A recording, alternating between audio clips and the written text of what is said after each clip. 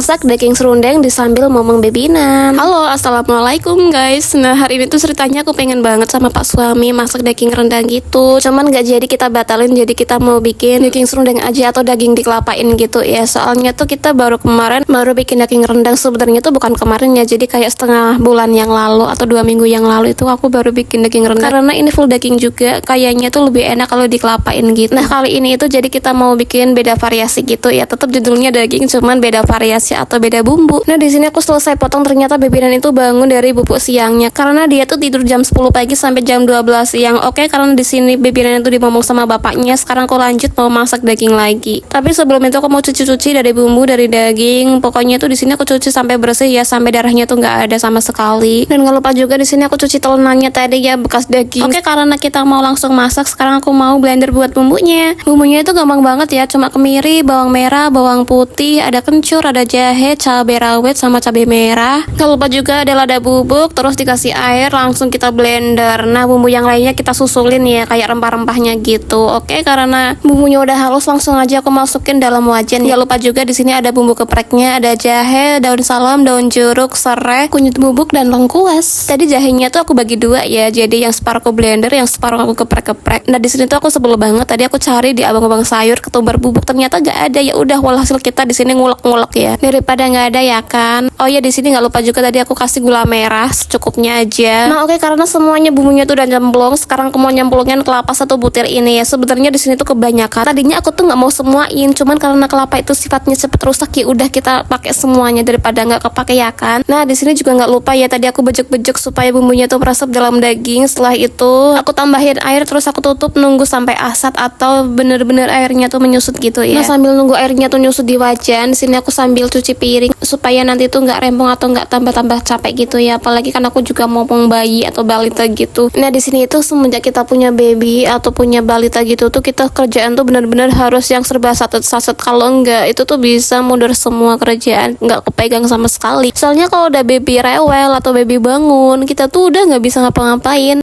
Kecuali di situ tuh ada yang ngomongin kayak papahnya, kayak saudara gitu ya. Kadang mintanya sama mamahnya, walaupun di situ tuh ada orang ya nggak sih. Dan tiba-tiba di sini paketan aku udah datang aja nih, dan ada bebinan aja yang geluntung-geluntung di bawah. Nah di sini tuh sembari aku lagi nungguin air di wajan aku menyusut, aku tuh lagi main-main sama bebinan ya, sambil aku mau lipatin baju yang tadi pagi aku baru cuci. Ini tuh bajunya bebinan semuanya. Nah karena siang ini itu matahari pas terik banget ya. Biasanya tuh aku ngambil baju itu sekitar jam 4, kalau nggak setengah 5 sore gitu. Cuman ini aja jam 1 setengah 2an aja tuh udah kering. Biasanya tuh enggak ya, soalnya kan kayak baju baby itu kan banyak karat-karat gitu kan. Biasanya kan dia menghambat kayak cepet kering, kalau nggak tuh lama keringnya ya. Nah kali ini tuh alhamdulillah banget. Padahal aku tuh tadi cuci itu sekitar jam 10-an siang gitu, padahal kan udah siang banget. Tapi jam 1 setengah 2 itu udah kering. Oke, ternyata udah setengah jam aja nih. Nah tiba-tiba daging aku udah mulai menyusut, langsung aku tambahin kecap. Ini tuh kecapnya agak lumayan banyak banget ya, karena tadi itu gula merahnya tuh juga sedikit. Nah di sini tuh mulai aku cicipin dan aku rasa-rasa gitu, ternyata udah enak. Nah di sini tuh keistimewaannya kalau aku masak serundeng itu jadi minyaknya terakhir ya. Percaya deh kalau masak kayak gini tuh rasanya lebih enak dan lebih meresep kata aku sih. Oke, karena semuanya tuh udah matang, lanjut sekarang aku mau potong-potong lontongnya dulu. Nah padahal di belakang tuh aku ada nasi gitu ya, cuman kalau kata pak suami itu kalau daging serundeng lebih enak sama lontong. Ya sudah, jadi kita makannya pakai lontong. Nah jadi pak suami itu tadi beli lontong nanggung banget, jadi 5 biji gitu ya. Jadi ya udah kita 2,5 gitu. Kalaupun begitu kita tuh tadi pagi udah sarapan, jadi ya nggak terlalu lapar banget. Nah di sini pak suami juga ada beli es sirup, dan ini seriusan ternyata enak banget, pasangan yang cocok dan pas.